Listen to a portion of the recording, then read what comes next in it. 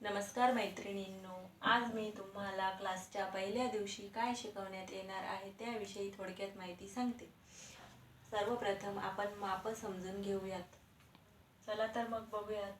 आपण या ठिकाणी उंची 13 इंच घेतलेली आहे, छातीचे माप 32, कमरघेर 28, मागचा गळा 9, आर्म होल 5.5, शोल्डर 10 इंच घेतलेले आहे।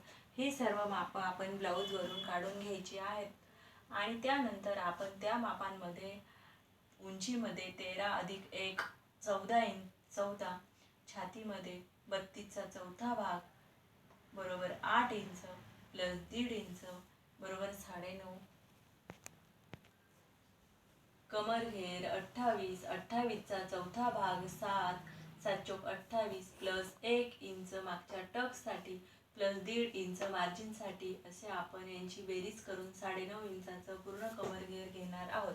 मागचा गळा 9 inch, arm hole 5.5 inch, shoulder 10 inch, 10च्या हाफ करून 5 इंच घ्यायचे आहे। आपल्याला ब्लाऊज वरून जेव्हा शोल्डरचे माप घेतो त्यावेळेस पूर्ण शोल्डरचे माप 10 इंच आलेले असते, तेव्हा आपण त्याचे अर्धे करून 5 इंच घ्यायचे आहे। शोल्डर हे गळ्यानुसार बदलत असते। आपण आता ही सर्व माप टाकून घेणार आहोत। सर्वप्रथम न्यूजपेपर घेऊन डबल घडी करून घ्यायची आहे आणि बंद बाजूने शोल्डरचे माप टाकून घ्यायचे आहे। या ठिकाणी आपण शोल्डरचे माप काढलेले आहे 5 इंच। आपण ह्या बाजूने येथे बंद बाजूने आपण हे पूर्ण शोल्डर 5 इंच घेणार आहोत। 5 इंच घेतल्यानंतर आपल्याला ह्या ठिकाणी आर्म होल लगेच घेऊन घ्यायचे आहे। आपण हे शोल्डर 5 इंच पूर्ण आणि ह्या ठिकाणी आर्म होल ज्याप्रमाणे लिहिलेले आहे त्याप्रमाणे आपण घेत जायचे आहे। 5.5 इंचावर आर्म होलची मार्किंग करायची आहे। त्यानंतर सरळ लाईन ड्रॉ करून घ्यायची आहे। सरळ लाईन ड्रॉ करून घेतल्यानंतर आपण छातीचे माप टाकणार आहोत। छातीचे माप 32 इंच, 32 चा चौथा भाग 8 इंच घ्यायचा आहे। बंद बाजूकडनं 8 इंचावर मार्किंग करून घ्यायची आहे। त्यानंतर येथे बघून 1.5 इंचावर मार्किंग करून घ्यायची आहे।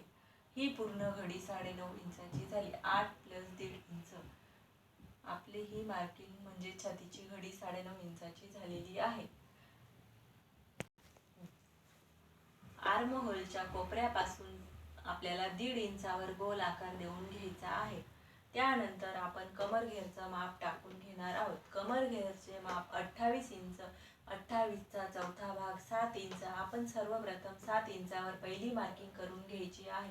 त्यानंतर बघायचे आहे की 1 इंच मागच्या टक्ससाठी घेतलेले आहे, येथे 1 इंच टक्ससाठी एक्स्ट्रा घ्यायची आहे आणि नंतर आपल्याला शिलाईसाठी किंवा मार्जिनसाठी लागणारे 1.5 इंच वाढून घ्यायचे आहे, म्हणजे ही सगळी घडी 9.5 इंचाची येणार आहे।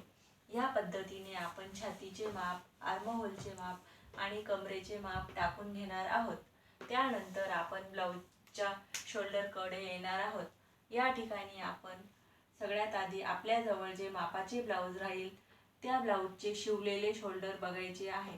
त्या ब्लाऊजचे शिवलेले शोल्डर जर 2.5 इंच असेल तर आपण त्यात अर्धा इंच मिळवायचे आहे। 2.5 इंच प्लस अर्धा इंच 3, आर्म होलच्या बाजूने 3 इंच घेऊन उरलेला आडवा गळा सोडून द्यायचा आहे आणि तेथे मार्किंग करून गळ्याचे माप टाकायचे आहे। 2.5 इंच प्लस अर्धा इंच असे 3 इंचाचे शोल्डर घेऊन आपण ह्या ठिकाणी मागच्या गळ्याचे माप टाकणार आहोत। मागचा गळा 9 इंचाचा घेतलेला आहे। आपण 9 इंचाचा गळा येथे आखून घेणार आहोत आणि खालच्या बाजूने 2.5 इंच घेऊन आपण त्या गळ्याला गोल आकार देणार आहोत। ह्या पद्धतीने आपण पहिल्या दिवशी माप टाकून घेतलेले आहे। मी तुम्हाला पुढच्या व्हिडिओमध्ये पुढच्या भागाविषयी माहिती सांगणार आहे।